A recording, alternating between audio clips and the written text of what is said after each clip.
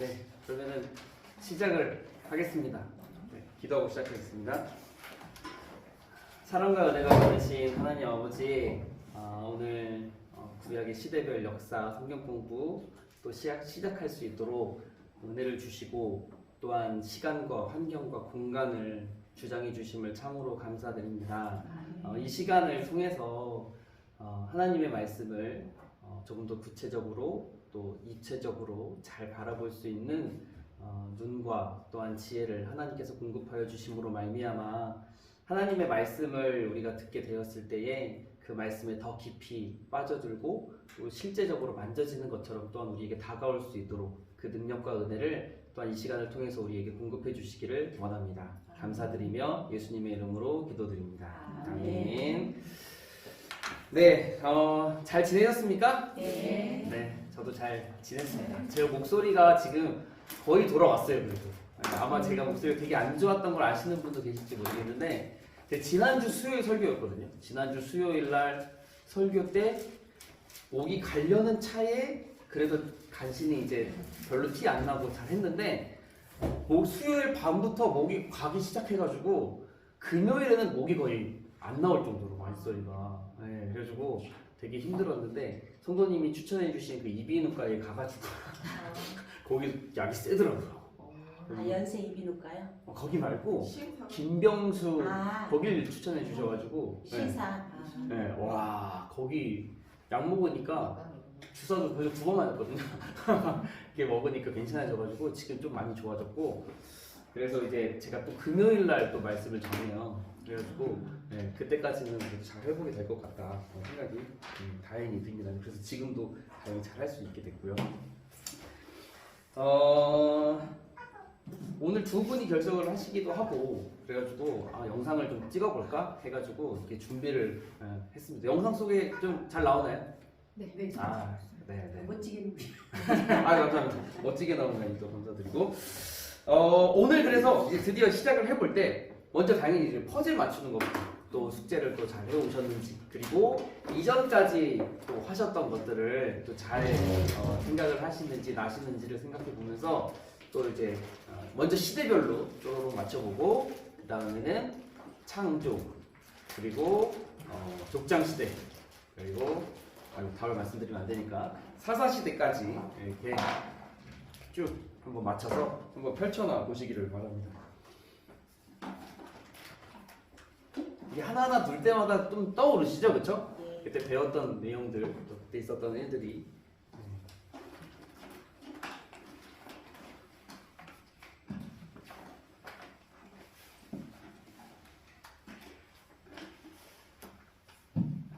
하도 서두시라고 5개 나왔고 자꾸 있는데.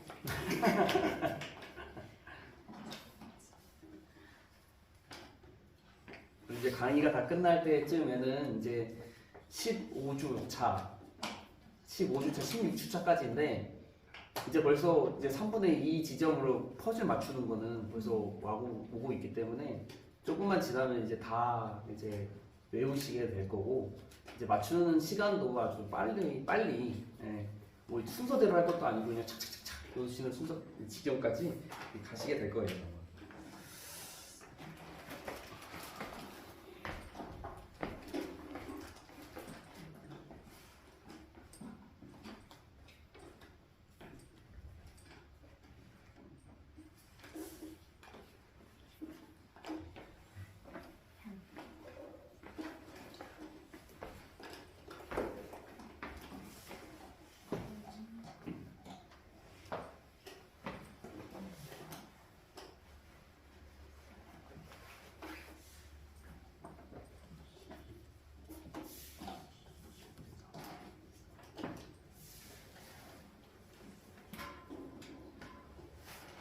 오늘은 다들 잘 맞추시고 계십니다. 집에서는 잘 되었는데 여기만 오면 잘 안 된다는 그런 얘기를 아직 안 하시니까.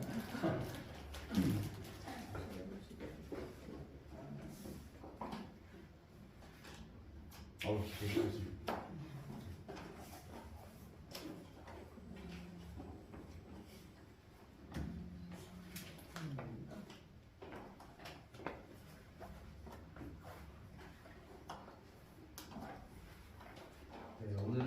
출애굽 시대의 후반부, 중반 이후의 부분, 열불 훈련말 금가고쌍. 이게 맞는지 모르겠어요. 이거 네, 맞아요. 맞아요? 네, 네. 이 쌍 이사했습니다. 네.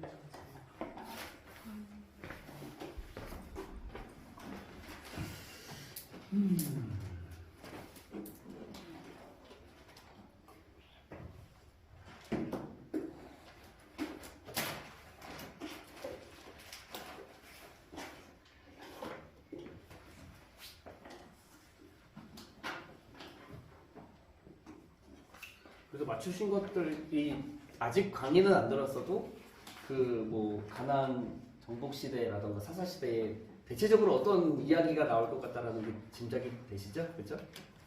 기드온, 입다, 삼손 같은 경우도 다 어느 정도는 아실 거예요. 아마 입다가 제일 그나마 인지도가 좀 떨어져가지고 입다 이야기는 잘 이제 모르실 수도 있는데 매우 그래도 좀 분량도 길고 재미도 있고 또 놀라운 일들도 있는 사사. 네, 거의 다 맞추신 것 같아요. 네, 네, 오, 다들 아주 잘하셨습니다. 네, 일단 못 풀기 여기까지 하고, 네, 바로 네. 시대까지 하셨어요? 어디까지 가시나요? 아, 이거 뒤까지 했어요? 더 하셨어요? 아이고, 아, 한 주 더 빨리 더 많이, 아이고, 잘하셨습니다. 훌륭하십니다. 네, 훌륭하십니다. 좋은 예수까지 모습이십니다. 아주 훌륭하십니다. 열정적이십니다. 자신감도 느끼시고 좋습니다. 네, 오늘은 이제 출애굽 시대 두 번째 시간, 출애굽 시대 두 번째 시간 광야 2기에 대한 내용입니다. 그래서 우리가 광야 1기에 대한 내용을 지난 시간에 같이 이렇게 했잖아요. 네, 그래서 이렇게 있으면은 지도 보면 간단하게 보자면 이제 이쪽에 나일강 있고 그다음에 여기가 이제 고센 지역이었고 고 서인 지역에서 나와서 숫꽃, 그 다음에 에담 지나서 홍해를 건넌 다음에 마라에서는 그 마라의 쓴물, 그래서 나무까지 건졌던, 그 다음에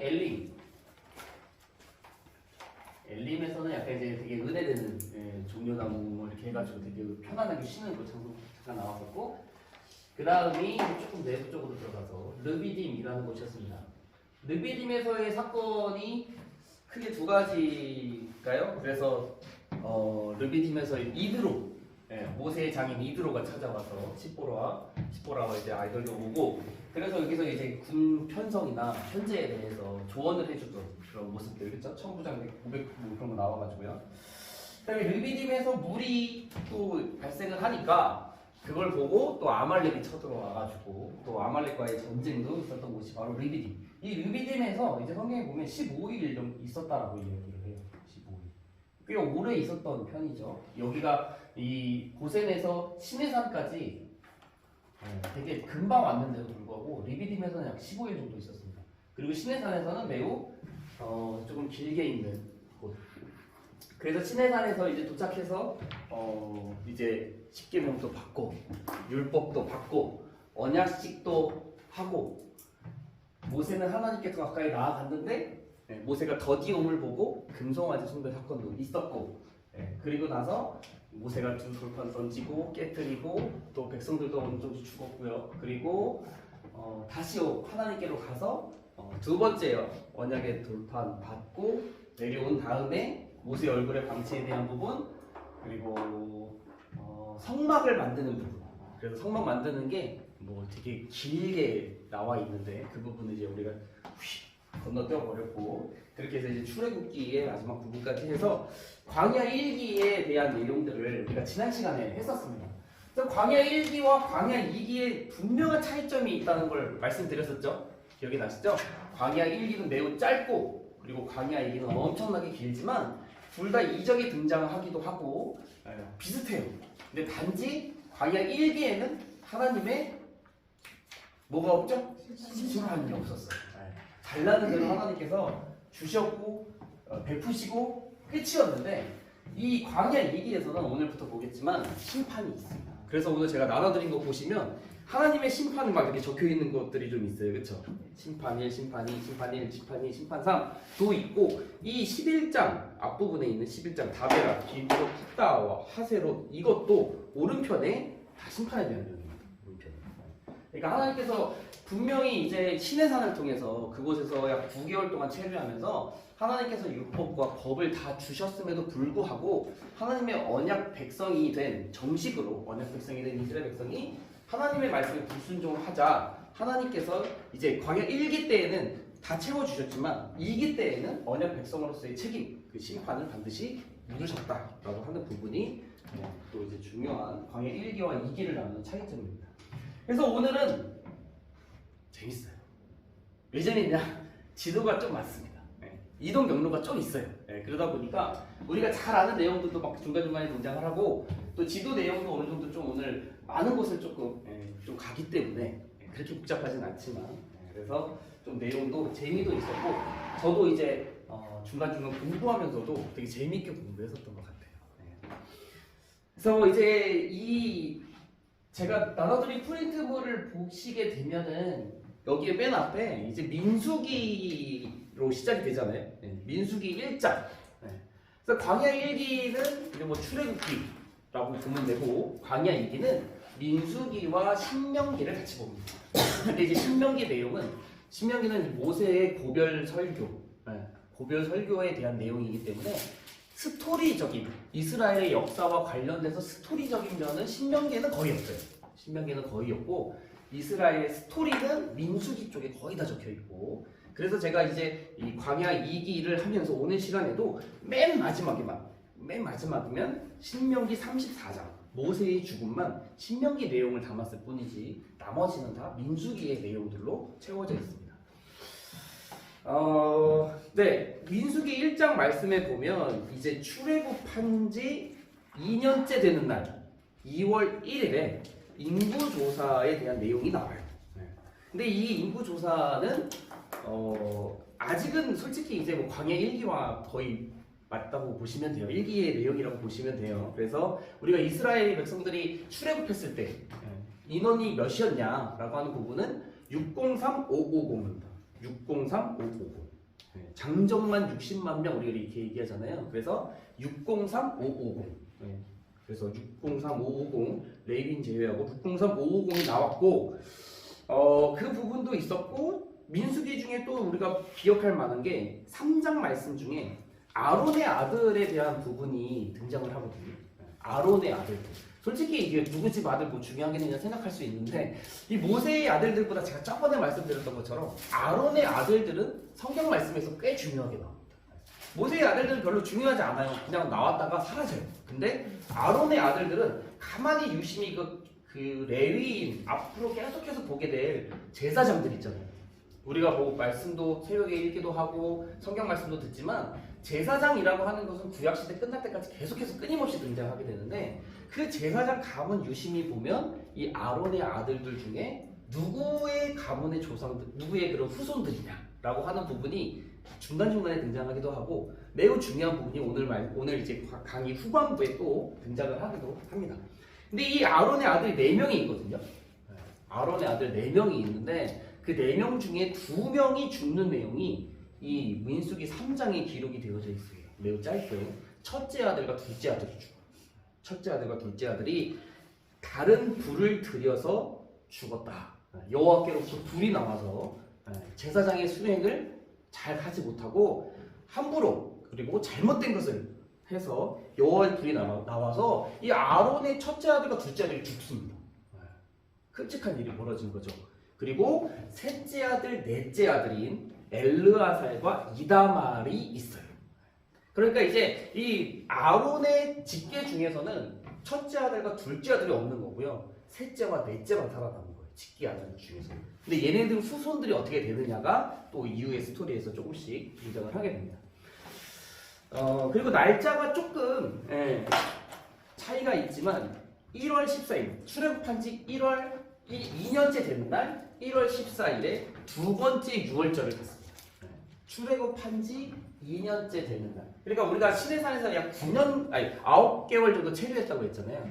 그러니까 이제 출애굽해서 시내산까지 3개월, 그리고 시내산에서 약 이제 9개월 정도 체류를 하게 되는데, 그 체류하는 거의 막바지에 돼서 2년째 되는 해 1월 14일 출애굽할 때가 1월 14일도 유월절 있었잖아요. 그렇죠? 유월절하고 나왔잖아요. 그것처럼 이 시내산에 머물고 행진하기 전인 2년째 되는 해에 1월 14일에 두 번째 유월절을 갔습니다. 명절을 제대로 지킨 거죠. 그리고 10장 말씀에 보면 드디어 이스라엘이 행진을 하게 되는데, 그때가 2년째 되는 해 2월 20일이었다라고 되어져 있어요. 그러니까 시간적으로는 조금 차이가 있죠. 그러니까 9장의 두 번째 유월절이 더 앞서고, 그 다음에 1장이 이제 인구조사한 그런 결과물에 대한 부분이 조금 더 뒤에 있는 것. 그래서 뭐 분명하게 이제 광야 2기다라고 하는 거는 10장 정도부터는 분명하게 이제 두 번째 행진이 시작되는 광야 2기다라고 할 수가 있겠습니다. 이제 이스라엘 백성들이 드디어 이제 거의 1년 1개월, 1년 2개월 정도를 이제 시내산에서까지 있다가 고센에서 나와서 이제 드디어 이제 광야 2기로 접어들어서 가나안 땅을 향해 가는 노정 가운데 있게 되는 거예요. 그래서 이제 11장이 시작이 됩니다. 제가 말씀을 한 달에 3번 전해요. 주로 수요일, 금요일 한 번씩 3번 정도 전하거든요. 어쩔 때는 뭐 4번 할 수도 있고 어쩔 때는 2번 할 수도 있겠지만 대체적으로 3번을 한 달에 전하거든요. 제가 요즘에 근래 들어서 생각한 게, 저번에 제가 그 동풍 기억나시죠? 네. 그래서 예고를 드리고 그 설교 때 했잖아요. 그것처럼 우리 제가 설교하는 날이 언젠지 매달마다 아니까 설교를 우리 구약의 시대를 역사 공부하는 그 즈음 거를 하면은 이제 저도 유익하고 우리 듣는 분들도 유익하겠다 싶은 생각이 들어서 금요일 거 설교 준비를 이제 거의 다 했는데, 금요일 거 설교가 11장이에요. 다베라에 대한 내용이 금요일 설교 말씀이에요. 이번 주 금요일은 아무튼. 그래서 이 다베라, 이제 시내산을 출발해서 이제 가나안으로 향해서 가는데 금방 갈 수 있을 것 같아요. 금방 갈 수 있는 길이에요. 그렇게 멀지 않은 길이거든요. 자, 근데 시내산에서 나름대로 이스라엘 백성들이 준비를 했을 것처럼 보이지 않습니까? 그 나름대로 성막도 만들고 또 뭐 여러 가지 일들이 있긴 했지만, 그래도 그 기간이 결코 짧지 않았고, 그들은 이제 한 번 하나님께 호되게 당한 적도 있었고, 그리고 이제 그 약속의 땅 가나안으로 가는 길 가운데에 있었기 때문에 이제 구름 기둥이 떠올라서 이스라엘 백성들이 행진한다라고 했을 때 아마 그들의 마음가짐이나 또 준비나 자세나 그런 것들이 나름대로 꽤 준비된 모습이었을 것이라고 생각이 됩니다. 그 민수기 안에서 제가 말씀을 드리지는 않았지만, 민수기 안에서 이스라엘 백성들이 우리가 생각하는 그런 거짓골로 질서 없이 막 자기 멋대로 그냥 대충 줄 만들어가지고 우리가 이미지 떠올리면 그냥 이렇게 쭉 간 게 아니라 그들이 편제를 다 갖춰요. 그래서 동서남북 편제를 갖추고, 그래서 나름대로 군사적 대오를 맞춰서 이스라엘 백성들이 행진을 하거든요. 그런데 그 행진하는 모습이 나름대로 준비된 모습이었을 것 같습니다. 기쁨도 있었을 것이고 기대도 있었을 것입니다. 가나안 땅으로 가니까요. 이제 드디어. 그런데 11장 말씀 딱 보잖아요. 1절부터 백성들의 원망입니다. 그렇죠? 1절부터 백성들이 악한 말로 원망하는 것을 하나님께서 들으셨다라는 기록이 바로 10장의 그 영광의 기쁨 이후에 바로 11장에서 1절부터 등장하고 있다라고 하는 거죠. 그래서 이스라엘 백성들이 얼마 가지 못해서 원망을 합니다. 제가 뭐 설교 때도 말씀을 드리겠지만 이 코스가요 3일 코스예요. 3일 코스. 기브로 탔다라고 하는 곳이 이제 이 첫 목적지였어요. 여기 들렸다가 이제 가나안 땅으로 간다라고 하는 것이 사인이었거든요. 여호와의 언약궤가 먼저 출발을 했었고 여기서 멈췄습니다. 근데 얼마 가지 못해서 이 다베라가 아니죠. 얼마 가지 못해서 백성들이 원망을 했다라고 하는 거예요. 시작하자마자. 분명히 3일길을 가려고 하는 도중이었기 때문에 하루나 둘째 이틀 정도 되는 때에 이미 백성들을 알면서 원망이 터져 나왔다라고 하는 것입니다. 그래서 하나님께서 그것을 들으시고 자세한 이야기는 금요일 날 말씀을 드릴 거니까 하나님께서 그걸 들으시고 백성들이 악한 말로 원망하자 하나님께서 불을 내리십니다. 바로 심판이 있어요. 여호와께로부터 불이 내려와서 진영 끝을 살았다라고 되어져 있어요. 진영 끝을 살렸다. 근데 그 진영 끝이 이스라엘 백성들이 이제 대와 열과 오를 갖춰서 편제를 갖춰서 행진하고 있는 가운데에 저는 여러 가지 생각이 좀 많이 들었거든요. 설교하면서 이 진영 끝이 과연 무엇일까? 가는 도중에 불이 내려가지고 그 진의 맨 끝에 가장자리 사람들을 다 태운 것인가? 끝부분 아니면 이제 이스라엘 백성들이 3일길이라고는 하지만 밤에는 분명히 쉬었을 테니까 텐트 안에서 이렇게 다 쉬고 있을 때 천막 안에서 쉬고 있을 때 그들의 원망과 수군거림으로 인해서 텐트만 살랐을까? 끝부분에 있는 텐트와 사람을 살랐을까라고 하는 부분은 조금 많이 고민이 많이 되기는 했어요. 근데 여기는 이거는 중요한 것이 아니고 아무튼 여호와의 불이 내려서 진정 끝을 살라서 불타게 되었다라고 하는 것입니다. 그리고 그곳의 이름을 불사름이라고 하는 뜻을 가진 다베라라고 하는 곳으로 이름이 지어지고 그리고 나서 또 이제 여정을 가서 기브롯 핫다와라고 하는 곳으로 가게 되는데 여기서도 백성들이 이제 이스라엘 안에는 이스라엘 백성들만 있는 게 아니라 여러 가지 이민족들이 같이 공존하고 있었어요. 그래서 애굽을 출애굽할 때부터 이미 같이 있었고 이민족들로부터 그리고 또한 이스라엘 백성들도 동조해서 고기를 달라는 원망이 또 그들 안에 있어서 또 여기서도 하나님께서 크게 치심으로 이름이 또 지명이 붙게 되는 곳이 바로 이 기브롯 핫다와라고 하는 곳입니다. 고기를 달라는 원망. 하나님께서 여기서는 몇 명이 죽었다, 무엇으로 죽었다라고는 구체적으로 기록되지 않고 심히 큰 재앙으로 치셨다라고 해서 또 그런 심판이 있는 장소로 기록이 되어져 있습니다. 그리고 또 이제 어디인지는 정확히 알지 못하는데 이쯤이 되는 뭐 여정이 이렇게 가데스 바네아로 가니까 이쯤이라고 만약에 치자면 하세롯 이라고 하는 곳이 이제 또 있어요. 근데 여기서는 12장, 이거 아마 짧은 본문이기는 한데 이 안에서 모세가 구스 여인을 취한 일이 발생을 하게 됩니다. 그래서 이 구스 여인이 어떤 사람일까 되게 많은 추측들이 이제 있기는 한데 아무튼 이거를 가지고 이제 미리암과 아론이 모세를 비방해요.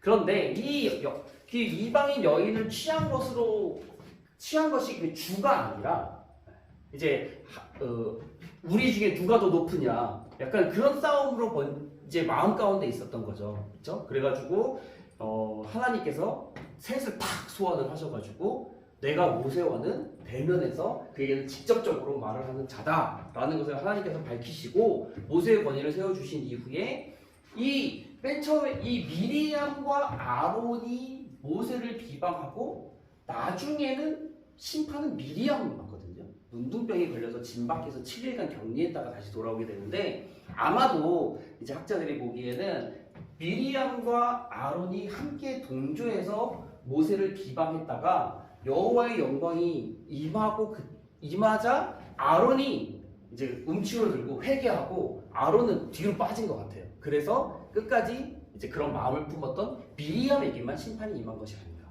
그래서 그렇게 보기도 합니다. 그래서 아무튼 여기서 이제 또 미리암에 대한 일이 하세롯에서는 있었습니다. 그러니까 그 성경에 기록되지 않은 부분들도 분명히 있을 거예요. 백성들의 원망과 불평이 끊임없이 이제 여전히 있었다라고 하는 거죠. 드디어 이제 지나서 우리가 잘 아는 가데스 바네아라고 하는 곳으로 갑니다.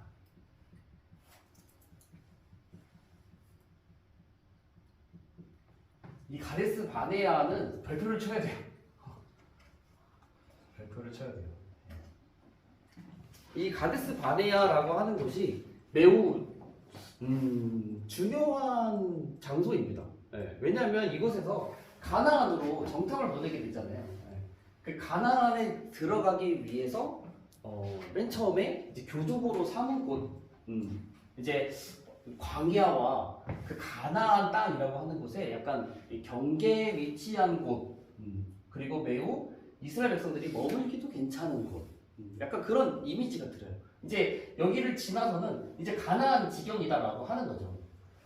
근데 이 가데스 바네아에서 어떤 일이 펼쳐지게 됩니까? 가나안 정탐을 보내기 위해서 각 지파의 지휘관 한 명씩을 뽑아서, 우리가 정말 잘 아는 내용이죠. 지휘관 한 명씩을 뽑아서 선출을 했어요. 12명이 뽑혔습니다. 그리고 그 12명의 이름들이 나왔던 것 같은데 이름들 뭐 전혀 기억하지 않고요. 단 2명만 기억하면 됩니다. 그렇죠? 이 가나안 정복 시대까지 끌고 나가는 이스라엘의 이제 지도자들이 되는 여호수아와 갈렙. 이 여호수아와 갈렙, 믿음의 사람 이 여호수아와 갈렙이 출신 지파도 조금까지는 알면 좋을 것 같아요. 출신 지파까지. 여호수아는 에브라임 지파입니다. 에브라임 지파. 에브라임 지파에 걸출한 인물들이 종종 배출이 돼요. 에브라임 지파가 바로 야곱이 요셉의 2 아들을 축복해 줄 때 엇갈려서 축복해 준 장자는 므낫세고 차자는 에브라임인데 이게 야곱이 똑바로 줬음에도 불구하고 이렇게 엇갈려서 더 큰 축복을 받은 게 바로 이제 에브라임이었는데 그 에브라임 출신이 바로 모세의 후계자인 여호수아다라고 하는 것입니다. 그리고 갈렙은 최고 지파, 유다 지파 바로 사람입니다. 정탐을 하고 왔어요. 40일 동안 정탐을 하고 왔습니다. 이게 40일 되게 중요하죠. 40일 동안 정탐을 하고 왔는데 정탐꾼들의 보고, 뭐 이것저것 뭐 과일도 들고 오고 뭐 또 이야기하지만 정탐꾼들의 보고는 이제 10명의 불신, 10명의 불신, 그리고 2명의 믿음이라고 딱 이야기할 수 있습니다. 그래서 그 10명은 우리는 갈 수 없다. 우리는 가면 죽는다. 우리는 그들이 보기에도 메뚜기와 같을 것이다. 거인 자손들이 산다. 우리는 절대 이길 수 없다라고 하는 불신이 있었고 나머지 2명은 아니다. 우리가 믿음으로 갈 수 있다. 다만 여호와를 진노하게 하지 말아라라고 하면서 우리가 가서 이길 수 있다라고 했던 2명의 사람이 있었습니다. 백성들이 통곡하고 지휘관 그들을 돌로 쳐서 죽이고자 할 때 하나님께서 등장을 하시죠. 그래서 이제 여기서 이제 하나님의 심판 1이 등장을 하게 되는데 출애굽 1세대는 가나안 땅 출입 불가. 출애굽 1세대는 가나안 땅 출입 불가. 이 출애굽 1세대라고 하는 것은 이 장정들입니다.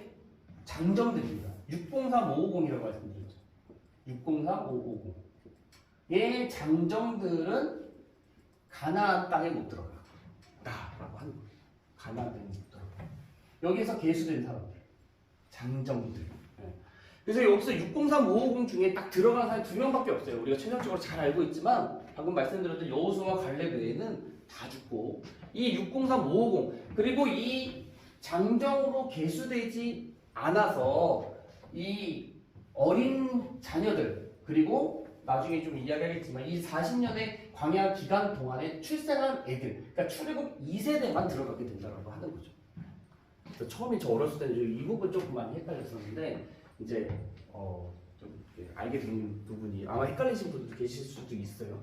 그래서 이 하나님께서 출애굽 1세대들은 아무도 들어갈 수 없다. 다만 갈렙과 여호수아 외에는. 그리고 하나님의 심판 2번째는 이 603550을 들여보내지 않으시려는 하나님의 뜻이 담겨져 있는 너희들의 정탐한 날수 40일 정탐한 날수를 이거를 1년으로 계산을 해서 40년 동안 광야에서 방황하게 될 것이다. 그래서 이 40년 기간 동안 이 603550이 다 죽는 거예요. 603548 603-548이 다 죽게 되는 것입니다. 40년의 기간 동안. 그래서 이제 출애굽 2세대와 여호수아 갈렙이 들어가게 되는 것이죠. 근데 이제 이 40년이라고 말씀하신 것이 이 출애굽으로부터 여기서부터 가나안 땅에 다시 들어가는 날까지의 40년이기 때문에 이미 1년 앞부분에서 소모했고 그리고 여기 뒷부분에 약 6개월 정도는 여기 모압 평지라는 곳에서 이스라엘 백성들이 뭐 인구조사도 하고 이제 준비도 하거든요. 그러니까 여기는 약 38년이 되는 거예요. 광야를 헤맨 기간. 자, 이렇게 계산이 됩니다. 1 플러스 1.2였죠. 1.2 플러스 38 플러스 이제 한 6 정도? 아니, 뭐 이렇게 해가지고 40년이 돼요. 41년째에 가나안 땅에 들어가게 돼요. 자, 그래서 요 사건이 이 가데스 바네아에서 있게 돼요. 그래서 이스라엘 백성들이 요 광야에서 여기는 이제 홍해고요. 요 광야에서 약 38년간을 방황을 하게 되는 이야기들이 이제부터 펼쳐지게 되는 것입니다. 근데 38년의 기간이 있으면 되게 막 여러 가지 사건이 있을 것 같고 여러 가지 일들이 반드시 있었겠죠. 분명히 있었겠죠. 그런데 성경은 우리가 딱 보면 알겠지만 지금 이제 가데스 바네아에 딱 도착했을 때가 지금 출애굽한 지 2년째 되는 해거든요. 네, 얼마 되지 않는데요. 이제 신해산 출발해가지고 금방 왔으니까. 근데 성경은 이 38년 되는 기간을 2장 만에 끝냅니다. 네, 2-3장 만에 끝내버리는 거예요. 네. 그 이후에 이 38년간의 이야기가 없어요. 네. 딱 2가지 사건만 있어요. 제가 이제 16장, 17장에 적은 고라의 반역에 대한 부분, 그리고 우리가 퍼즐도 있죠. 다 고라의 반역과 아론의 쌍난 지팡이 사건만 딱 이 38년의 기간 중에 있었던 사건으로 기록되었을 뿐이지 성경 내용에 어떤 일들이 있었는지는 침묵하고 있다라고 하는 거죠. 아마도 이때 이 38년의 기간에 당연히 여러 가지 사건들이 있으면서 그리고 또한 사람들은 늙어가면서 이 출애굽 세대들이 이제 다 하나씩 다 죽어가는 그런 기간들이 되는 것입니다. 그래서 이제 16장 말씀에 보면 38년 중에 있었던 일, 고라의 반역이 등장을 하게 됩니다. 이 고라의 반역도 되게 이제 큰 사건이죠. 레위 지파의 고라, 그리고 루벤 지파의 다단, 아비람, 온이라고 하는 이 3명, 루벤 지파, 그리고 지휘관 250명이 모세를 거슬렀다라고 되어져 있어요. 엄청나게 많은 숫자이고 엄청나게 영향력 있는 사람들임이 분명합니다. 그러니까 이 레위 지파의 고라요, 되게 높은 사람이에요. 네, 그러니까 뭐 높다라는 말 조금 이상할 수 있지만 되게 그 연장자이면서 영향력이 있는 레위 지파의 되게 높은 사람이었고, 그리고 루벤 지파도 이제 영적 장자는 이제 유다지만 이들은 그래도 이제 진짜 장자잖아요. 말 그대로의 장자잖아요.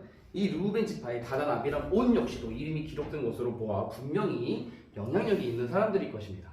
그런데 이들이 지휘관 250명, 이 지휘관이라고 하는 것도 최소 100부장급, 최소 100부장급 되는 그런 높은 어느 정도의 영향력이 있는 사람들이 분명하다라고 하는 거죠. 이렇게 많은 사람들이 모세를 거슬렀다라고 하는 것입니다. 그래서 이제 너만 하나님과 대화하냐? 너만 하나님과 이야기하냐? 우리도 그렇게 할 수 있지 않느냐? 우리의 권위에 대한 부분에 대해서 이 레위 지파의 고라가 주동이 돼가지고 고라의 반역이라고 이름을 붙였죠. 그래서 하는데 이제 하나님의 심판이 등장하게 됩니다. 내용이 조금 길긴 하지만 그 심판 내용 읽어보면 하나님의 심판 첫 번째, 고라, 다단, 아비람의 모든 소유를 땅이 삼키. 그러니까 모세가 하나님의 말씀을 듣고 이 고라와 다단과 아비람한테 가가지고 너의 고라와 다단과 아비람 소유 사람들이랑 모든 거는 다 모이고 나머지 사람들은 다 피해! 라고 이렇게 이야기를 합니다. 그리고 나자 하나님께서 땅이 갈라져서 고라와 다단, 아비람의 모든 소유를 땅이 삼키게 되는 엄청나게 처참한 일이, 엄청나게 무서운 일이 그 당시에 벌어지게 되었다라고 하는 거죠. 고라의 가족들을 포함해서 고라에게 속한 모든 것, 다단, 아비람에 속한 모든 것이 다 땅이 열려서 삼켜버렸다라고 표현이 되어져 있어요. 엄청나게 참혹하고 끔찍했겠죠. 그걸 옆에서 지켜보는 사람들.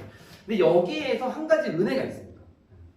우리가 그 시편 말씀을 보면은 시편은 참 많은 사람들이 지었잖아요.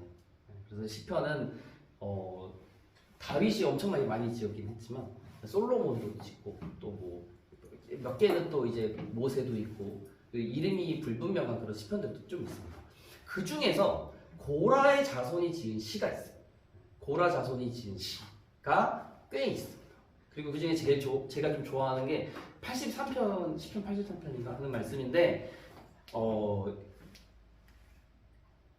내 하나님 집에 문지기. 그쵸 그 문지기 그거요. 예. 84. 폐허 방패시라. 예, 그 그거 되게 몇 편이죠?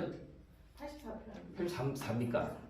그런가요? 아무튼. 예. 그래가지고 이게 에피소드가 하나 있는데 한번 말씀드리자면 제가 대학교 1학년 때 조금 인기가 있었어요. 어떤 그 같은 학번 친구가 저한테 좀 관심이 있어가지고 메일로 이렇게 그때 메일로 연락하거든요. 내가 제일 좋아하는 시편이야. 보냈던 그 기억. 재미없죠. 아무튼 그런 일이 있었는데 그걸 지은 사람들이 고라 자손이에요. 그러니까 고라에 속한 모든 것이 다 죽은 것이 아니라 그때 성경 말씀에서 조금씩 이제 힌트가 주어지지만 고라의 아들들은 그 화를 피해요.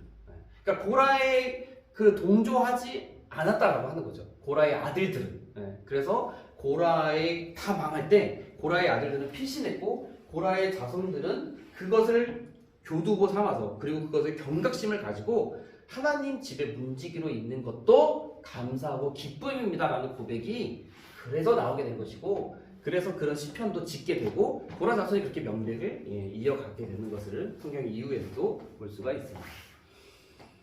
네. 그리고 하나님의 심판 두 번째 이 지휘관들 250명 다 죽습니다. 여호와의 불이 다 250명 죽고요. 또 백성들의 이 다음 날 되니까 백성들이 원망해요. 모세 너 때문에 다 죽었다 그래가지고 연병이 시작이 됩니다. 전염병이 시작돼서 결국에는 이제 그 아론의 그 향로로 이제 이렇게 다 멈추게 되는데 그때 연병에 죽은 사람 4,700명으로 기록이 되어져 있습니다. 아마 이 4,700명 그쵸 4,700명 같이 원망했던 주롱했던 그런 사람들일 거예요. 그런 사람들이 4,700명을 죽게 됩니다. 자 17장은 이 고라의 반역과 연결되어서 읽어져야 되는 거예요. 17장 이 아론의 쌍난 지팡이라고 하는 것은 이 고라 자손이 결국에는 하나님 이 모세의 지휘권을 두고 원망했던 것이 바로 우리도 이 너네들처럼 하나님과 직접 대화도 하고 하나님께 더 가까이 나아가고 우리가 제사장 직분 우리도 할 수 있는 거 아니냐라고 하는 그런 원망이었거든요. 비방이었거든요. 하나님께서 그것을 분명하게 하시기 위해서 17장에 쌍난 지팡이가 나오게 되는 거예요. 누가 진짜 하나님께 가까이 하는 자손들이고 누가 하나님께서 택하신 자녀냐라고 하는 것을 분명히 사람들한테 알리기 위한 장치로서 17장이 16장 이어서 나오게 된다라고 하는 거죠. 그래서 각 지파당 지팡이 한 개씩 복귀 앞에 갖고 와라 라고 합니다. 하나님과 직접 이제 하나님께 택함 받은 지파가 누구냐. 그래서 아론의 지팡이에만 다음날 가봤더니 성경 말씀에 조금 구체적인 기록이 되어져 있죠. 우미 피고 순이 우미 트고 순이 꽃이 피고 그런가요? 네. 거기 한번 읽어주시겠어요? 아론의 지팡이에 우미 돋고 순이 나고 꽃이 피어서 살구 열매가 열렸더라. 네, 그렇죠. 순, 꽃, 살구 열매까지 열리는 일이 이렇게 보이게 됨으로써 하나님께서 택하신 지파 그리고 택하신 사람 누구냐라고 하는 것이 분명하게 하나님께서 보여주십니다. 딱 여기까지 됐을 때에 이 법궤, 이 언약궤라고 하는 이 법궤 안에 들어가 있는 거 세 가지가 있어요. 세 가지. 요 안에 넣어서 기념하고 보관하고 기억하고. 이거 아주 성경 퀴즈 하면은 아주 꼭 빠지지 않고 나오는 거 아닙니까? 누구 뭔지 아세요? 아론의 쌍난 지팡이. 나, 또 쌍난 지팡이, 또 법궤 안에 쉽게만 이게 법궤고, 언약의 두 돌판, 돌판이 이렇게 들어가 있습니다. 언약의 판. 여기 세 가지가 이렇게 다 들어가 있어요.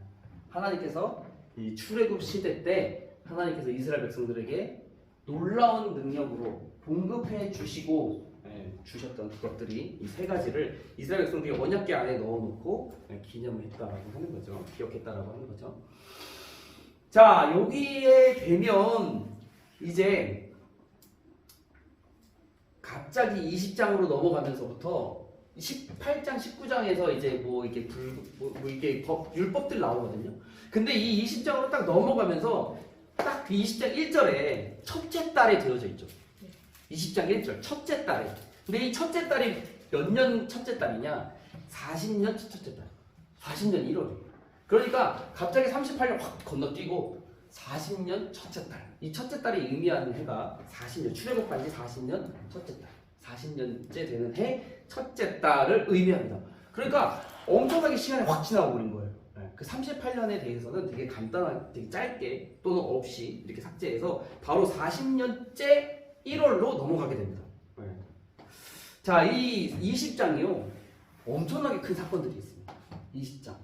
근데 참 죽을 사람 다 죽었어요, 이때는. 이제 여기서 죽을 사람 다 죽었는데 이제 얼마 남지 않은 이제 사람들이 이제 죽어갑니다. 이때까지 잘 이제 이스라엘 백성들을 이끌었던 사람들이 20장에서 다 이렇게 쓰러지는 모습을 보게 돼요. 그래서 20장 초반부에 누가 죽느냐?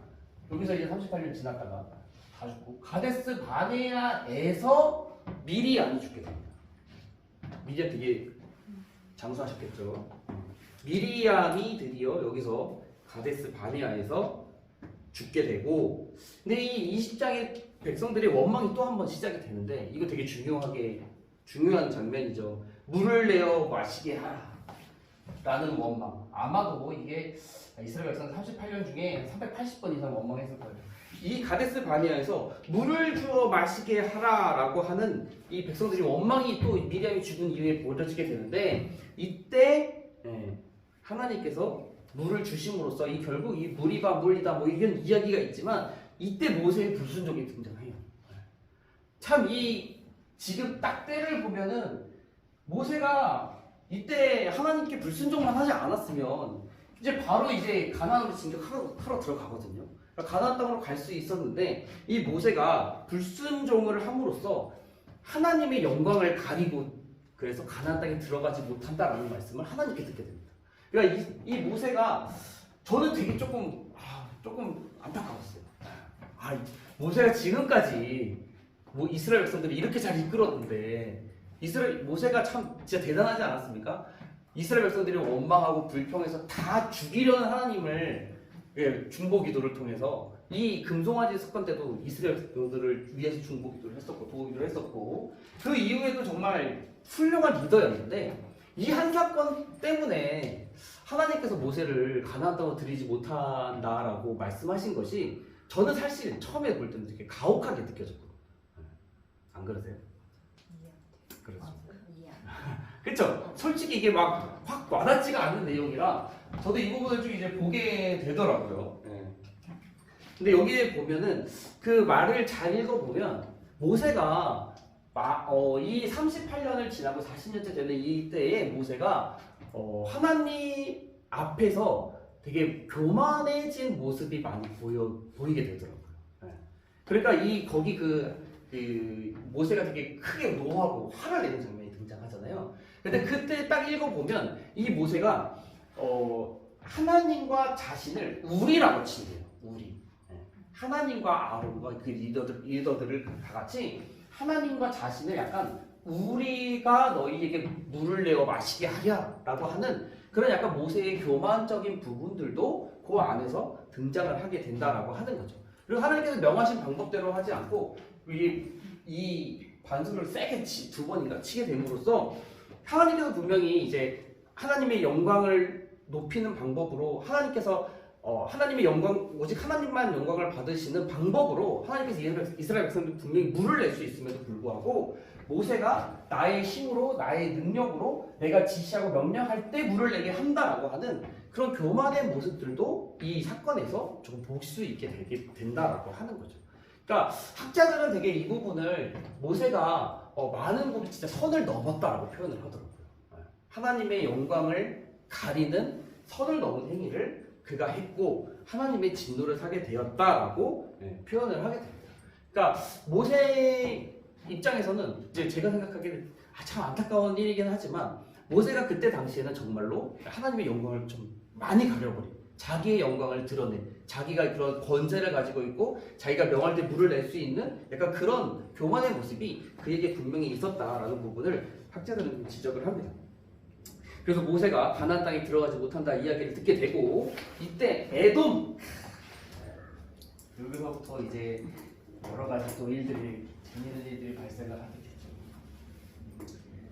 에돔이 등장을 하게 되는데 이 가데스 바네아에서 이 가나안으로 가는 길이 이스라엘 백성들이 처음부터 여기에 이제 이렇게 이쯤에 사해가 있고 쭉 올라와서 갈릴리 호수가 이렇게 있습니다. 근데 에돔이 어디 있냐면요. 에돔이 이쪽에 있어요.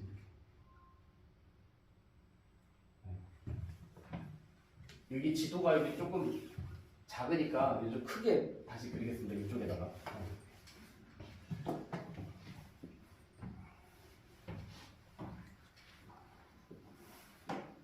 에돔이 여기 있습니다. 이렇게.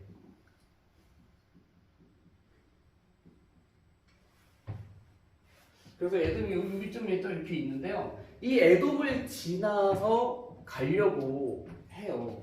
그러니까 이스라엘 백성들이 처음부터 하나님께서 약속해 주신 이 가나안 땅이 이스라엘 백성들이 차지한 땅이 여기까지 차지하잖아요. 요단 동편도. 근데 하나님께서 맨 처음에 말씀해 주신 가나안 땅이 요만큼입니다. 근데 아무튼 여기를 가기 위해서 이 에돔이라는 곳을 통과해서 가는데 이스라엘 백성들이 이 에돔을 일단 통과해서 가려고 하는 것으로 보아서 이스라엘 백성들이 처음부터 밑에서부터 치고 올라갈 생각은 안 했던 것 같아요. 가나안 땅을 정복하려고 할 때 이렇게 그냥 올라가 버리지 않고 에돔을 지나서 가서 이렇게 들어갈 생각을 처음부터 했던 것 같습니다. 근데 아무튼 지나서 가려고 하는데 에돔이 거절을 한 거예요. 너희들이 지나가는 것을 거절해요. 이 모세가 되게 평화로운 타절단을 보내서 우리가 너희 땅을 좀 지나갈 수 있겠느냐? 우리가 뭐 돈 주고 다 살 거고 뭐 물도 다 돈 주고 살 거고 너네들 뭐 해하지 않고 우리가 안전히 지나갈 수 있게만 길을 열어달라 라고 이렇게 평화사절단을 보냈는데 에돔이 그것을 거절합니다. 자, 에돔이 일단 거절했어요. 거절하는 데들이 조금 있습니다.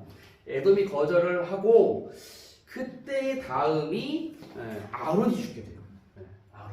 근데 이 아론이 이게 에돔이라고 했잖아요.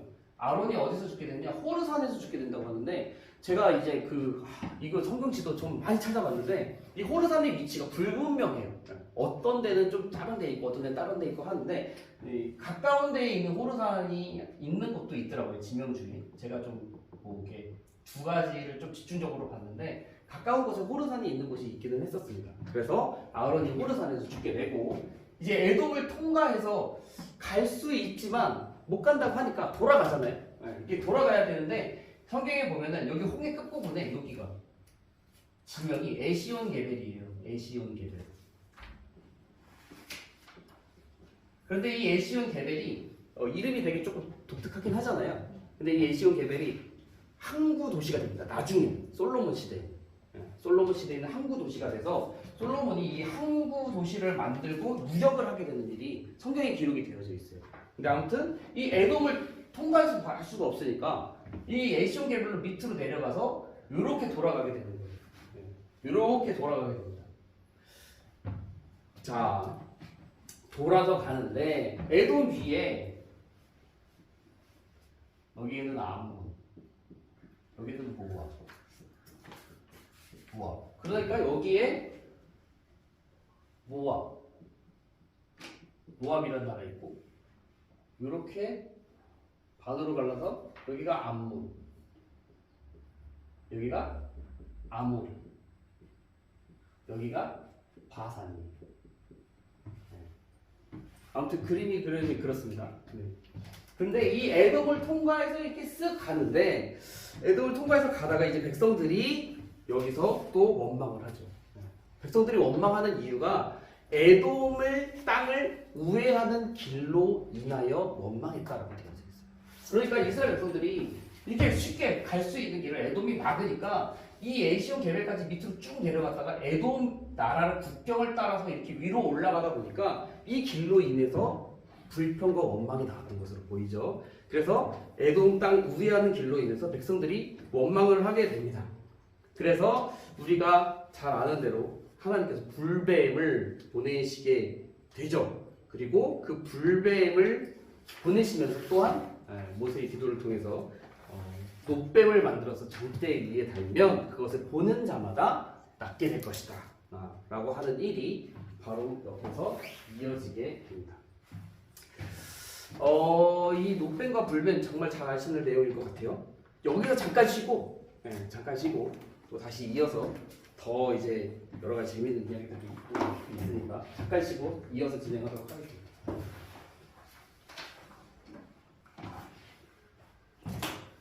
5분만 쉴게요.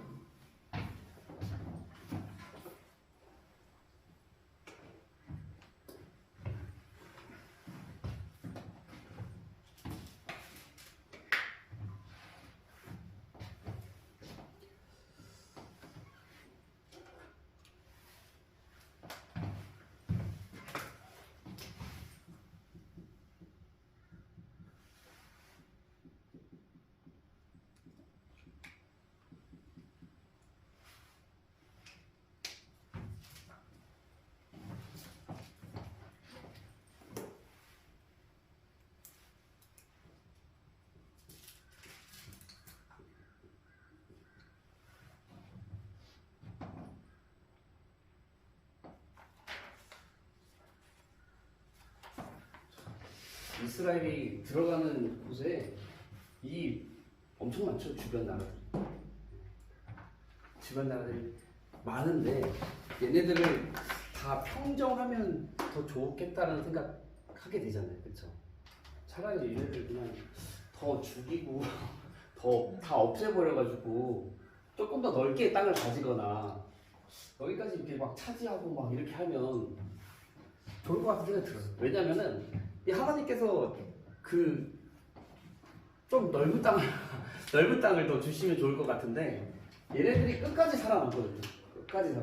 끝까지 버티다가 결국에는 이제 그 뭐 아수르나 바벨론까지 가야 얘네들이 이제 뭐 다 사라져요. 뭐 이제 이스라엘 멸망시키는 나라들도 있기는 하지만 처음에는 조금 의문이 좀 많이 됐었습니다. 왜 얘네들을 이렇게 남겨둘까? 원래가 7점도 아닌가요? 그 제가 네. 제가 그 많이 고민이 많이 됐었는데 성경 말씀 보면 이제 그런 이유가 다 있잖아요. 왜 그렇게 하나님께서 일부러 남겨두셨는지 그런 부분이 등장을 내가 얘기하고 싶었는데 아니 네. 쉴 생각이 없으신 것 같으니까 바로 이어서 가보자면 자 이제 이 에돔을 우회했어요. 에돔도 우회했어요. 노뱀 사건도 겪었어요. 근데 이 모압까지 우회를 합니다. 모압도 내버려둬요. 모압까지 내버려두고 욜로 이렇게 들어가요. 욜로 이렇게. 이스라엘 백성들의 여정이 참 거시기하다. 거시기하다. 이렇게 힘들게 가야 되나? 다 때려 부시고 가지. 이렇게 모압까지 우회해서 모압 쭉 더 넓히긴 합니다. 모압까지 우회해서 암몬도 안 건드리고 여기로 이렇게 가는 거예요. 여기로 이렇게. 자, 아까 방금 말씀드렸던 대로 모압과 암몬과 에돔을 건드리지 않고 지나가는 이유가 있습니다. 우리 이제 이소영 권사님께서도 말씀을 하셨지만 신명기 2장에 보면 나와요. 신명기 2장 좀 펴보시기 바랍니다. 성경책 있으신 분들. 신명기 2장이 참 재미가 아니라 하나님께서 일부러 이렇게 하셨다라고 하는 것이 신명기 2장에 등장을 하게 됩니다. 2장 보시면은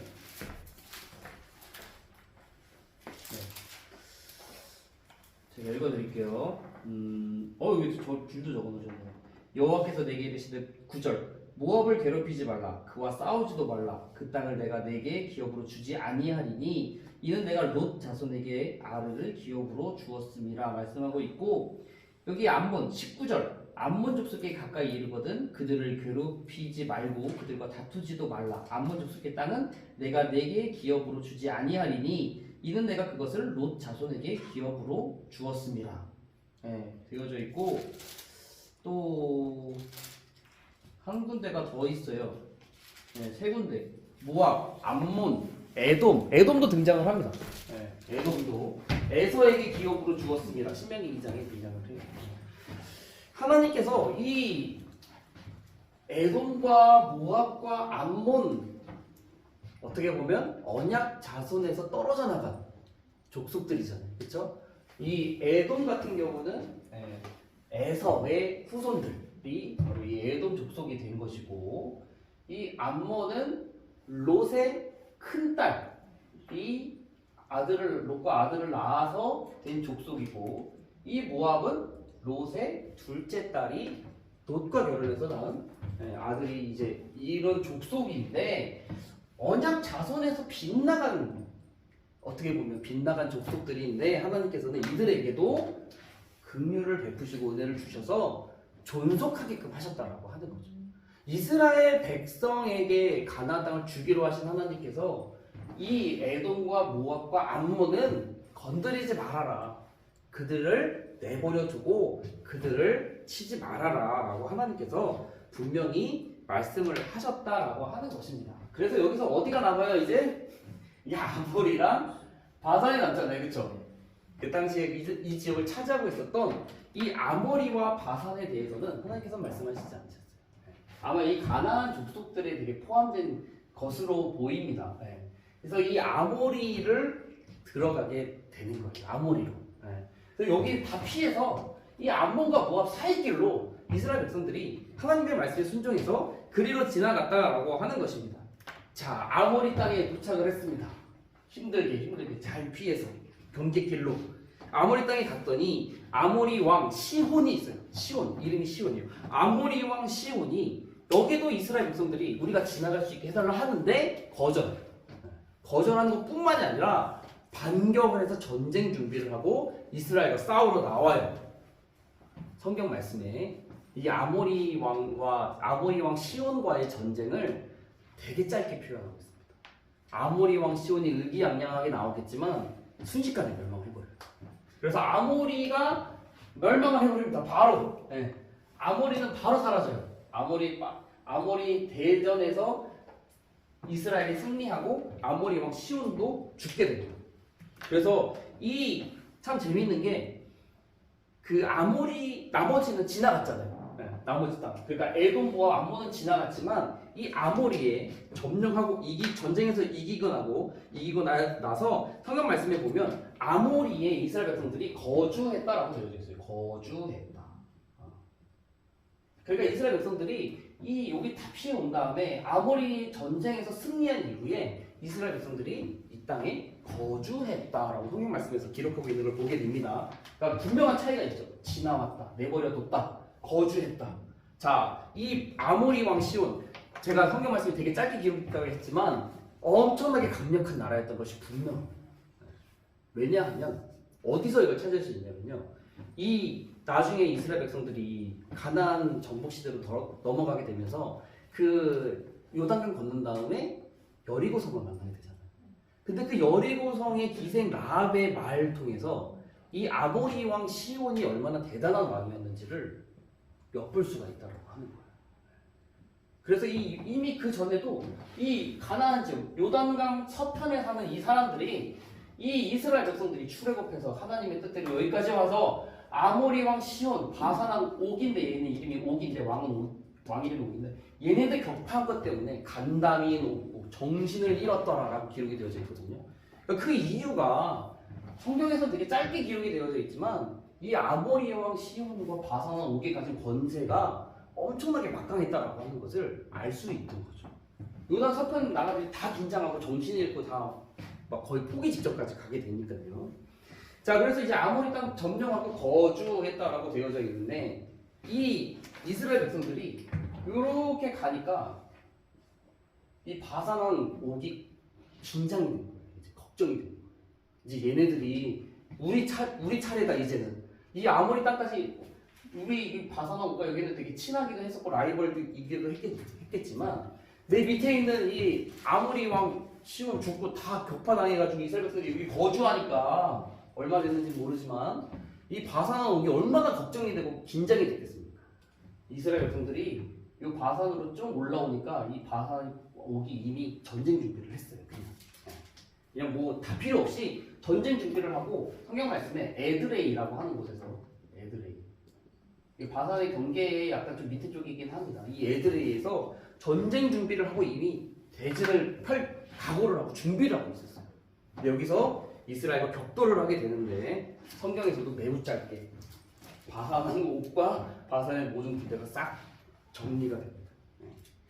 그래서 이 아모리 왕 시온, 바산한 옥, 아모리 나라, 바산 나라가 다 멸망을 해버리게 됩니다. 아예 사라집니다. 그냥 사라져요. 그냥 사라지는 이유가 또 있어요.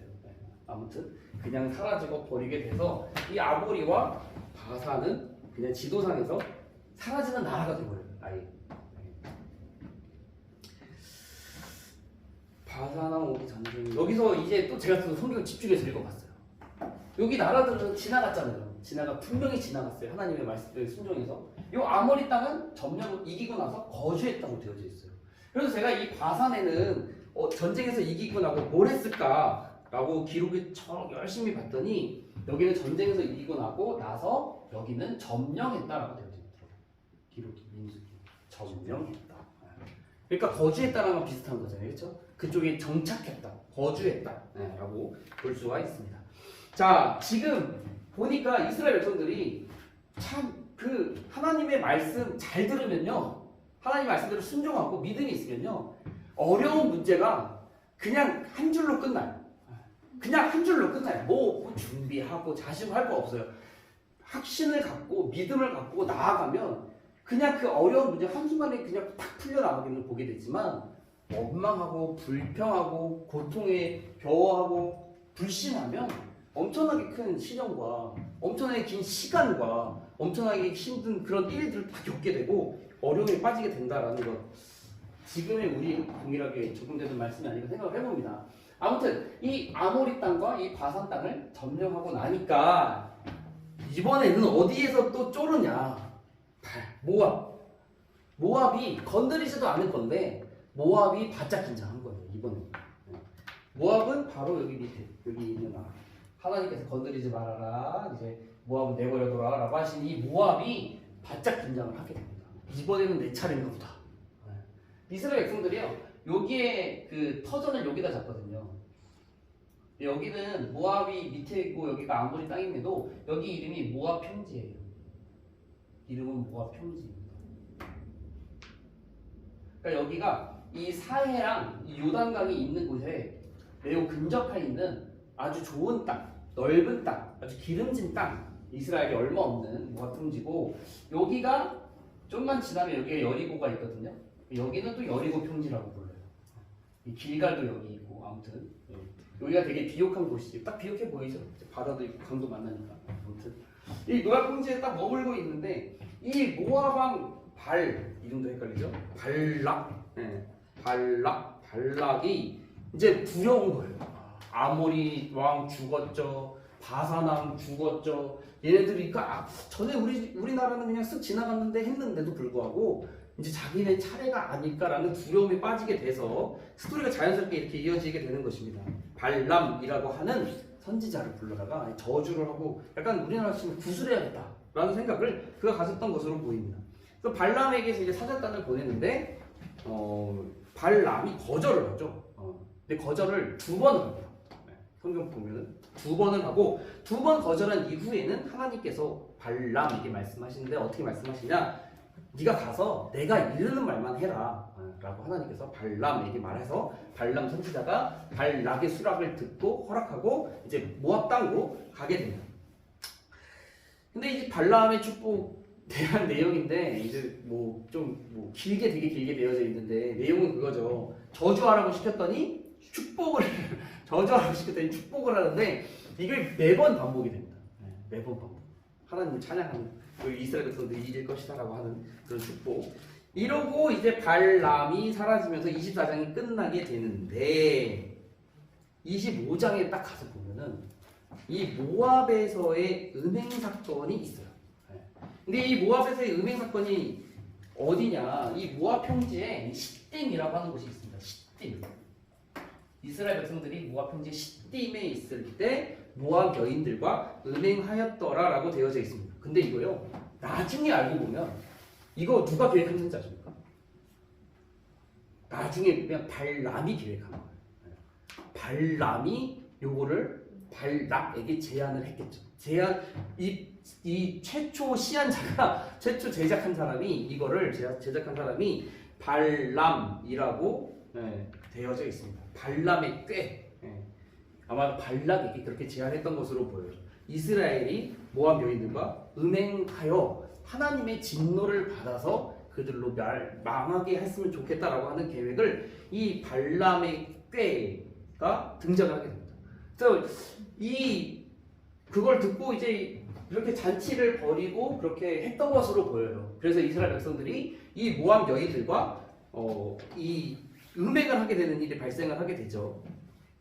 이때 성경 말씀에서는 하나님께서 분명히 진노를 하셨는데 연병이 언제부터 시작됐다라고는 기록은 되어져 있지 않고 나중에 가서 그 연병으로 죽은 사람이 몇 명이다, 연병이 그쳤다라고 되어져 있거든요. 그러니까 아마도 하나님께서 진노하실 때 일단 연병이 시작됐어요. 연병이 시작됐는데 그때 보면 이스라엘 백성들이 울며 통곡하는 일이 발생을 하게 됩니다. 거기 말씀 혹시 찾으신 분 계시나요? 그 음행 사건 보다 보면 이스라엘 백성들이 울고 통곡했다, 울었다 라고 하는 부분 등장해요. 하나님께서 진노하신 이후에. 그거는 이제 나중에, 조금 나중이고, 그 앞부분 조금 보면 이스라엘 백성들이 심히 울었다, 심히 통곡했다. 맨 절의 앞부분이긴 한데. 아니 사절이 한번 읽어주시겠어요? 이거 아닌 거야. 제가 지금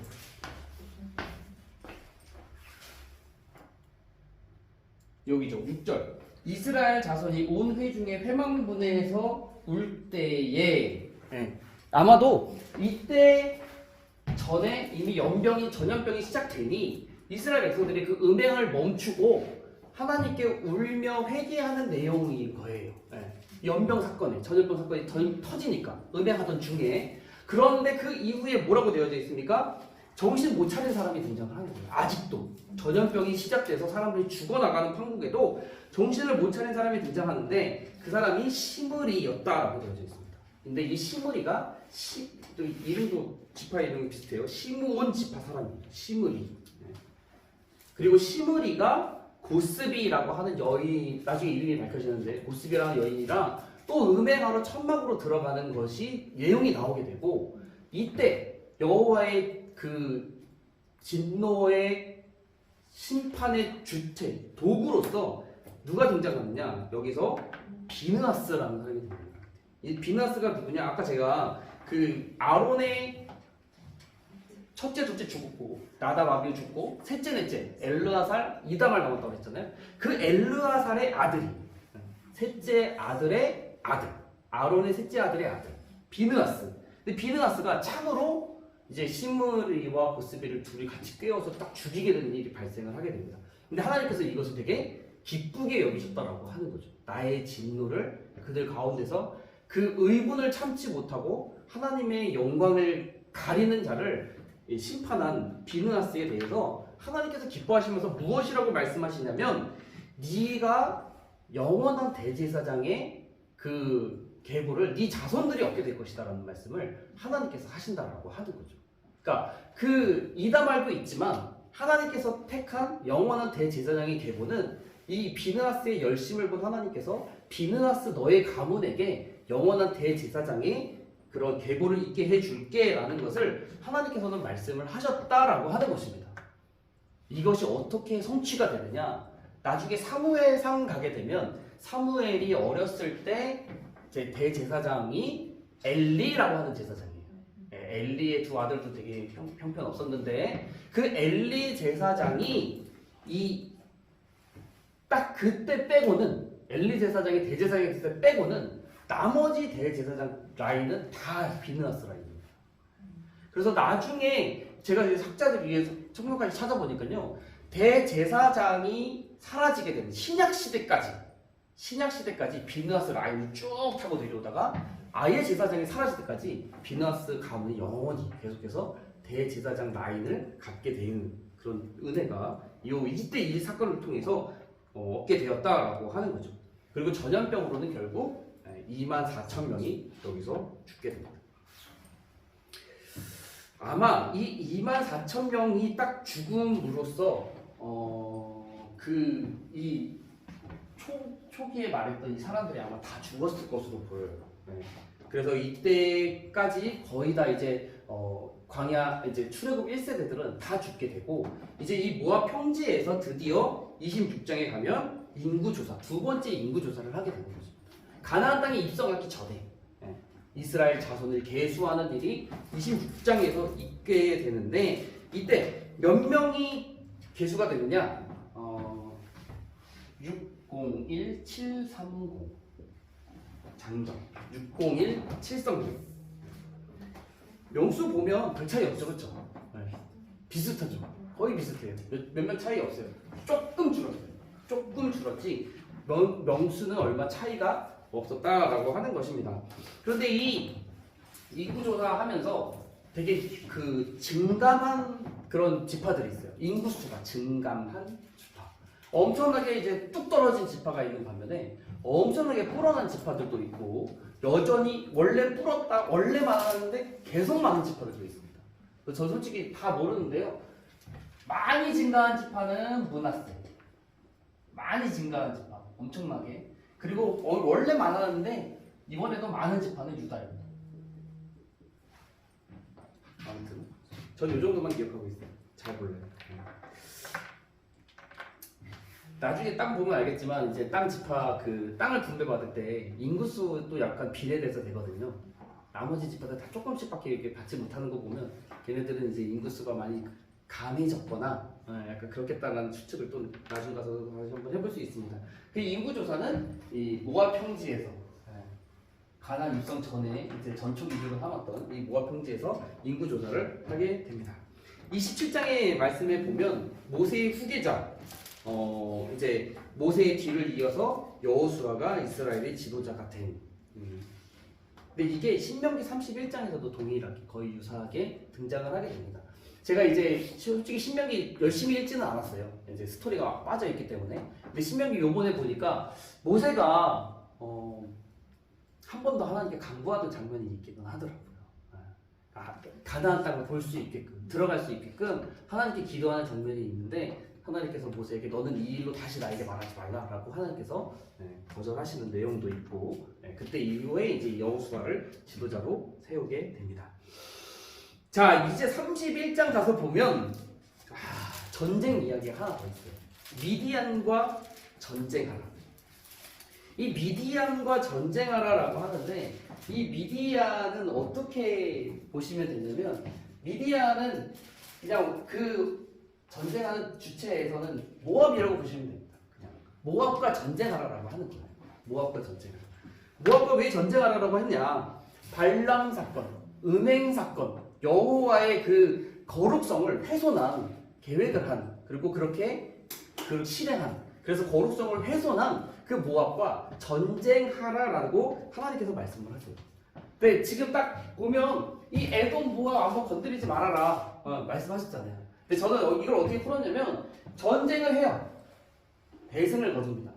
정복해서 정착하지는 않아요. 내버려둬요. 전쟁 나가서 전쟁 군사들 다 죽이고 뭐 처자들 뭐 죽이고 다 뺏어오는데 이 모압 땅만은 건드리지 않는다라고 하는 거예요. 땅을 정복해서 여기를 차지해서 땅을 분배하지는 않습니다. 단지 응징하고 철저히 짓밟을 뿐이지 보복할 뿐이지 이 모압을 점령해서 여기를 땅으로 삼지는 않아요. 그러니까 나중에도 이 모압이 결국에는 이제 강해지는 이유가 남겨두니까 분명히 이제 남겨두고 또 멀리 있었던 사람들도 있을 테니까 이 모압이 전멸되지는 않고 다시 모압이 힘을 길러서 또 이스라엘을 또 좀 괴롭히는 부분들이 이후에 앞으로도 등장을 하게 되죠. 그래서 이제 이 미디안과 전쟁하게 되는데 이 발람이 여기서 죽게 됩니다. 발람 칼에 맞아 죽었다라고 되어져 있고 전리품 분배 절반은 군인에게 절반은 회중에게라고 하는 것이 이제 여기서 좀 세워지는 걸로 기억이 돼요. 절반은 군인에게 절반은 회중에게 전리품 전쟁에서 싸웠어요. 이겼어요. 그 전리품 누가 가지면 느낌이 딱 누가 가져야 되죠? 전쟁에 나간 사람들이 전쟁에 다 싸가서 막 피 흘리고 뭐 다치고 한 전쟁에서 군인들이 전리품을 솔직히 다 또는 대부분을 갖는 게 합당하게 여겨지잖아요. 그런데 하나님께서 모세를 통해서 주신 말씀은 반은 군인에게 반은 회중에게. 그러니까 다 똑같이 나눠라는 거예요. 전쟁에 나간 사람이나 백성들, 천막 안에 있었던 사람이나 똑같이 나눠라라고 하는 거죠. 하나님의 군대는 힘에, 칼에 그런 것에 있는 것이 아니라 그 회중들이 안에서 이 전쟁을 위해서 기도하고 또한 하나님의 그 승리를 확신하는 자들에게도 동일하게 분배되어야 한다. 나가서 싸운 자들만 전쟁에서 뭐 이긴 것이 아니다라고 하는 것이 하나님의 법으로서 등장을 하게 됩니다. 근데 여기서 나중에 확장되는 게 무엇이냐면 다윗 이야기에 가서는 여기서 한 가지 더 확장되는 이야기가 나와요. 다윗이 이제 도피하잖아요. 사울을 피해서 막 도피하던 가운데에 블레셋 땅에 가게 되고 블레셋 땅에 있으면서 한 성읍을 얻게 되는데 그 성읍이 다윗이 빈 사이에 털리게 되는 일이 발생을 하거든요. 그래서 다윗이 그걸 찾으러 가요. 처자들을 뭐 자식들 다 끌고 갔으니까. 그래서 전쟁에서 이기려고 이제 전쟁을 나가게 되는데 이 전쟁에 나가다가 부설 시내인가요? 이 시내를 딱 건널 때 반은 여기에 남고 지친 거예요. 왜냐면은 뭐 돌아오자마자 털린 거 보고 쫓으러 갔으니까 여기서 군인의 반이 남고 군인의 반만 가서 이 군인의 반으로 다 찼습니다. 나중에 전리품을 어떻게 해야 되느냐 문제가 생기는 거예요. 근데 다윗이 이때는 전쟁에서 직접 참여는 안 했지만 후방을 지키고 있었던, 지쳐 있었던 그들에게도 반반씩 똑같이 나눠준다라는 좀 법을 이때 다윗이 세우는 이야기, 그 부분도 등장을 하게 됩니다. 그러니까 처음에 법이 그러니까 그 크게는 주어졌지만 세부적인 것으로는 주어지지 않았었는데 다윗이 그때도 이제 남아있는 자들에게도 똑같이 분배하라라고 하는 이야기. 그래서 다윗 이야기 때 한 번 더 나오면 또 말씀을 드리도록 하겠습니다. 자, 그래서 미디안과 전쟁을 해서 대승을 거두게 돼요. 근데 여기서 또 한 가지 일이 발생하게 되는 게 무엇이냐? 이 요단 동편의 땅, 아모리 땅, 여기 아모리였던 땅, 바산이었던 땅 점령을 하게 되고 나서 여기에 우리에게 땅을 분배해 달라, 여기에 우리가 정착할 수 있게 해달라라고 요구하는 지파들이 등장을 하게 되었다라고 하는 것입니다. 가나안 땅에 들어가기 전에, 직접적으로. 그래서 여기가 어디냐? 루벤 지파, 갓 지파, 므낫세 반지파. 므낫세는 요단 서편에도 땅을 얻게 되고요, 요단 동편에도 땅을 얻게 됩니다. 근데 므낫세 땅이 제가 보기에는 유다 땅보다 더 넓은 것 같아요. 위쪽에. 아무튼 이 루벤 지파, 갓 지파, 므낫세 2분의 1, 므낫세 반지파가 모세에게 와가지고 우리에게 이쪽 땅을 주십시오. 우리에게는 가축들이 많고 뭐 소가 많아서 풀뜯기에 좋은 이 바산하면 성경에 바산의 살찌남소 이런 등장 많이 하잖아요, 그렇죠? 이곳에서 우리가 목축 얘네들을 할 수 있게끔 우리에게는 가축들도 많으니까 우리에게 주십시오라고 이렇게 요구하는 장면이 32장에 등장을 하게 됩니다. 모세가 이것을 좋지 않게 해요. 너희들이 가나안 땅에 들어가서 하나님께서 약속해 주신 그 땅을 차지할 생각을 해야지 여기에 안주하려고 하느냐라고 이렇게 질책하는 장면이 딱 등장을 하게 되는데, 이 루벤 갓지파, 므낫세 반지파가 왜 모세를 결국 설득하게 되냐면 우리가 무장하고 건너가겠습니다. 군사들은 무장하고 강을 건너서 이 요단 서편 다 점령하기 전까지 돌아오지 않겠습니다. 그리고 점령하러 우리 군사들이 떠나되 이 전쟁에서 우리가 매번마다 맨 앞에 서겠습니다. 루벤 지파, 갓 지파, 므낫세 반지파가 이렇게 모세에게 이야기를 했다고 하는 거죠. 군 처자들과 아이들과 가축들은 남기지만 우리 군사들은 무장하고 당신들과 같이 강을 건널 것이고 전쟁이 끝나기까지 돌아오지 않을 것이며 모든 전쟁에서 우리가 성공에 쓰겠습니다. 라고 멋있죠. 뭐 이렇게 이야기를 했다라고 하는 거죠. 그래서 모세가 수락을 합니다. 그래서 땅을 나눠주게 되는데 어떻게 나눠주게 되느냐? 뭐 여기는 이제 직접적인 가나안 땅에 들어가기 전에 이제 땅 분배가 되는 거예요. 그래서 여기 루벤 지파 되게 조그매요. 안타깝게도 여기 안보 조금 뒤에 있고, 그러니까 루벤 지파. 그리고 한 요 정도가 갓 지파. 솔직히 좀 엄청 크게 므낫세 2분의 1 지파가 이렇게 땅을 나눠지게 됩니다. 원래 이 므낫세 지파는 그 목축 쪽보다는 얘네들이 이 땅을 갖게 된 좀 이유가 성경 말씀 속에 나오게 되는데, 얘네들이 미디안과 전쟁할 때 엄청나게 혁혁한 공을 세우는 것으로 나와요. 네. 그래서 아마 이들이 자연스럽게 이 바산과 전쟁할 때였나? 아무튼 이 전쟁할 때 큰 공을 세우니까 아마 그래서 이 전쟁을 통해서 이 땅을 차지할 수 있는, 얻을 수 있는, 미리 조금 더 얻을 수 있는 그런 명분이 생긴 것이고 모세가 이걸 자연스럽게 허락한 것이 아닌가 생각이 됩니다. 그래서 32장 39절 40절 한번 읽어주시겠어요? 동편 전쟁의 공, 므낫세 반지파는 동편 전쟁이고 32장 39절 40절 한번 읽어주세요.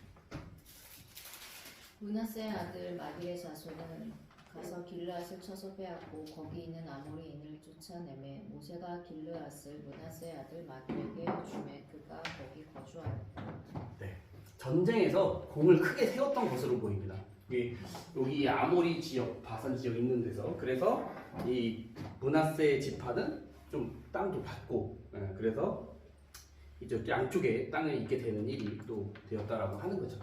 그래서 벌써 이 가나안 땅에 직접적으로 들어가기 전에 이 모압 평지에 모여 있는 이스라엘 백성들이 이 루우벤과 갓과 므낫세 지파에게는 땅을 분배를 미리 하게 되는 거예요. 근데 참 이 르우벤 지파와 갓 지파와 므낫세 2분의 1 지파가 스스로 이야기를 하잖아요. 우리가 군인들이 무장하고 간다. 그리고 전쟁에서 모든 전쟁이 끝나기 전까지 우리가 돌아오지 않을 거다. 그리고 전쟁에서 성공에 쓰겠다라고 하는 것이 잘 지켜진다라고 하는 거죠. 우리가 여호수아서를 되게 신중하게 살펴보면 멋있어요. 그래서 나중에 이 얘네들이 전쟁이 다 끝나고 나서 뭐 숲속, 산속과 뭐 어디에 게릴라들은 남았지만 큰 전쟁이 끝나고 나서 딱 돌아갈 때 이 사건 또 에피소드가 있습니다. 그 다음 시간에 있지만 근데 이 얘네들이 또 그 여리고성 우리가 전쟁 보면 솔직히 여리고성 전쟁 얘기 도는 이야기밖에는 잘 기억이 나지 않는데 행진 순서도 있지만 거기에 뭐라고 되어 있냐면 무장한 군인들이 앞서고라는 표현이 있거든요. 바로 근데 그 무장한 군인들이 얘네들 지파였다 라고 이렇게 해석을 해요. 그러니까 무장한 군인들이 맨 앞장서서 걷는 것이 바로 르우벤과 갓과 므낫세 반 지파를 의미하는 것이다 라고 그렇게 봅니다. 여리고 점령할 때 다음 시간에 또 한번 구체적으로 말씀을 드리게 될 것 같아요. 그래서 땅 분배를 이렇게 하게 되고 35장에서는 이제 레위인의 기업에 대한 부분인데 레위인들은 땅을 받을까요? 안 받을까요? 레위인은 땅을 받지 않습니다. 땅이 없습니다. 땅이 없어요. 이렇게 이렇게 해가지고 레위 지파가 전혀 없고요. 레위 지파는 이스라엘의 경계 안에 요 정도 이스라엘의 이 경계 안에 48개의 성을 받아요. 성을 받는 거예요. 성읍을 받는 것이지 땅을 받지는 않고요. 성읍에 딸린 목초지 조금은 받습니다. 근데 이 48개 중에 6개는 특별해요. 도피성으로 지정이 됩니다. 그래서 도피성은 부지 중에 살인한 자가 피신할 수 있는 거예요. 도피성이 6개인데 이 6개 되게 나름대로 되게 짜임새 있게 정한 것입니다. 그래서 이쪽에 이렇게 3개, 이렇게 3개. 그래서 잘 분배를 해놨고 그 부지 중에 살인한 자가 근시간 내에 어디서 이스라엘 지역 어디서든 그런 일이 발생했든지 간에 빨리 도망갈 수 있도록 그렇게 위치를 배치를 해서 도피성을 지정을 하게 됩니다. 그래서 이 레위인의 48개 성읍 중에 6개는 도피성이고 42개는 레위인들이 거주하는 성읍이 된다라고 하는 부분 보시면 되고 그래서 이제 신명기 34장에 보면 이제 여기에 이제 이스라엘 백성들은 여기에서 점령하고 거주하기 시작하는 거예요. 그러면서 이제 이 가나안 땅에 들어갈 바로 직전의 단계까지 다 왔습니다.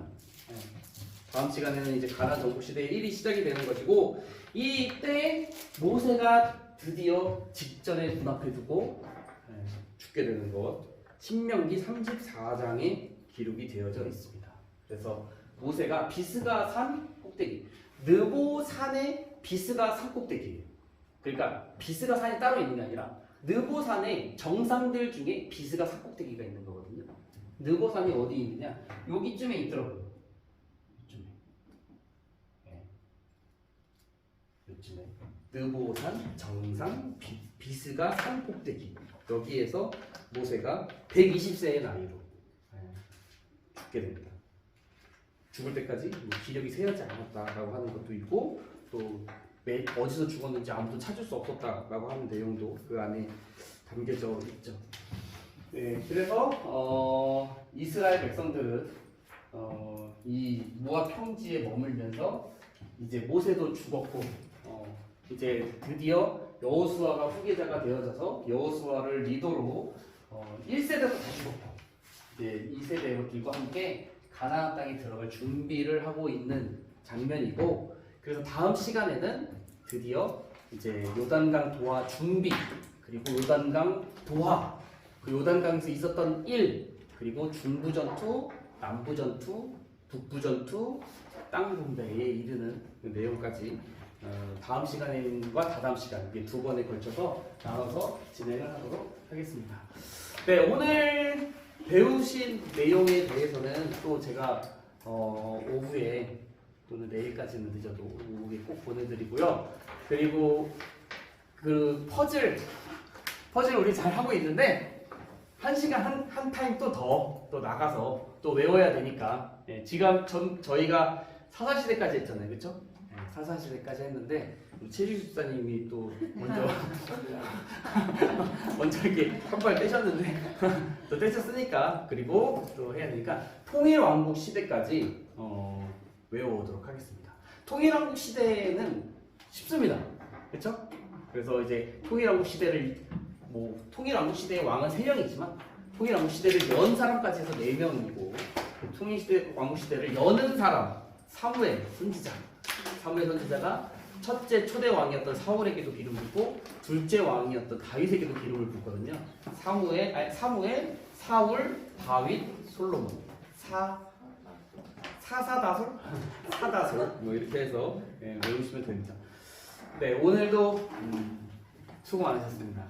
오늘 배우신 내용도 잘 기억하시고 또 지도도 머리에 조금씩 넣으시고 또 내용도 채워 나가면서 복습하시면 거의 솔직히 제가 알고 있는 다 내용이 이거 외우는 저도 모르는 제 수준까지 가시는 거예요. 그냥 네, 이렇게 잘 같이 또 계속해서 나갔으면 기억이 안 좋겠습니다. 나요. 계속 보시다 보면 이제 떠오르실 거예요. 이제 기도하고 마치겠습니다. 기도하겠습니다. 사랑과 은혜가 많으신 하나님 아버지, 오늘 이 시간을 통해서 출애굽 시대의 두 번째 시간을 가짐으로 출애굽 시대를 마치게 되었습니다. 이스라엘 백성들이 하나님의 계획하심과 하나님의 인도와 보호를 통해서 애굽에서 나와서 40년을 지나 그 가나안 땅을 바로 눈앞에 둔 지경까지 오는 그 과정 또한 그 가운데 역사하셨던 하나님 아버지의 마음과 아버지의 뜻 그것을 우리 공부를 통해서 조금 더 깨달을 수 있도록 주님께서 지혜를 주시고 이 마음과 또한 이 도전을 가지고 우리의 삶 속에서도 동일하게 역사하시는 하나님을 우리가 온전한 눈으로 바라볼 수 있도록 하나님께서 인도하여 주시옵소서. 배운 내용들 잘 기억나고 떠오르게 하여 주시고 다음 시간에 만날 때도 이 동일한 지식을 가지고 이 배운 것들을 잊지 아니하고 함께 또한 새로운 것들을 배워 나아갈 수 있도록 하나님께서 은혜를 베풀어 주시옵소서. 오늘 오지 못한 빠진 우리 또 성도님들이 계신데 하나님께서 그들에게도 동일한 은혜를 허락해 주시기를 원합니다. 감사드리며 예수님의 이름으로 기도드립니다. 아멘. 수고하셨습니다.